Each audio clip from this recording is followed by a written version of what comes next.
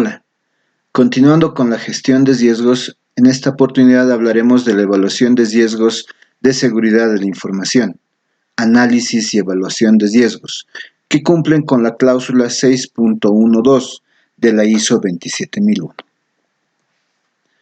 El siguiente paso, después de la identificación de los riesgos y del propietario del riesgo, es analizar los riesgos identificados, es decir, identificar el impacto y la probabilidad de que suceda.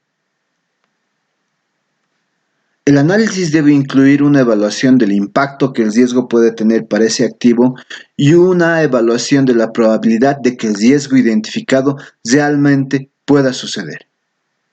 El análisis debe centrarse en el impacto que el riesgo tiene en la confidencialidad, disponibilidad e integridad de la información, es decir, sobre la tríada de la información.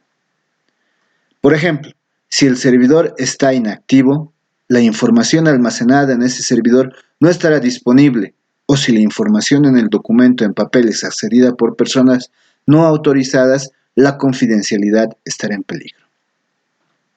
Las empresas pueden elegir diferentes escalas de evaluación, tanto para el impacto como para la probabilidad. Por ejemplo, la escala puede ser alta, media y baja, o valores numéricos, digamos entre 1 y 5 o 1 y 10. Depende de la empresa decidir qué enfoque es más apropiado.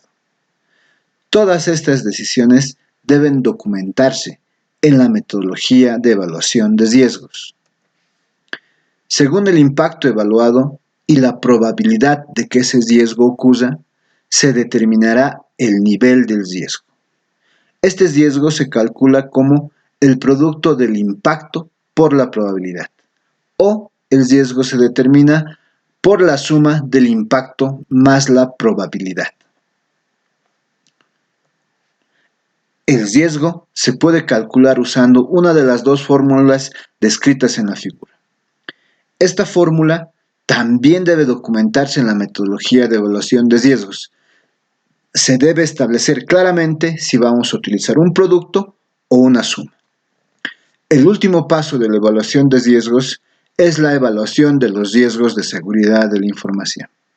Esto significa que la empresa necesita decidir qué riesgos son aceptables y cuáles no, según la metodología establecida previamente.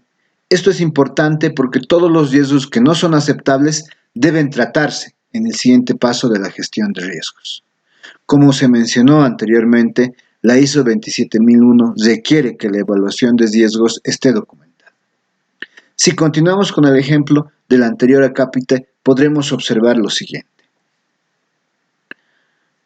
Si hablamos de un activo como el servidor, podemos indicar que el impacto entre 1 y 5 es de 4, siendo 5 el mayor valor, el mayor impacto, debido a que puede dejar muchos servicios fuera de línea para los que estén usándolo, causando grandes pérdidas.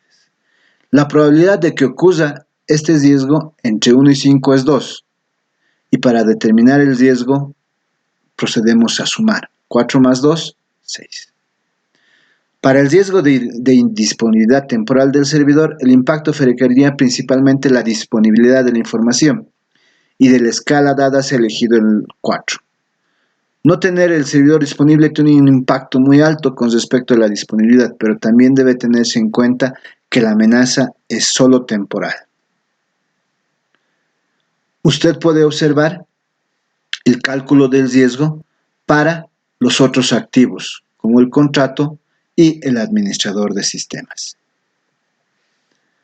La probabilidad se evalúa como 2, teniendo en cuenta los datos históricos sobre la frecuencia con la que eso sucede. Basado en el impacto evaluado y la probabilidad, el nivel evaluado de riesgo es 6, un valor determinado en este caso al sumar el impacto y la probabilidad, como lo habíamos mencionado. Como se puede ver en la tabla, el nivel de este riesgo es más bajo que los demás.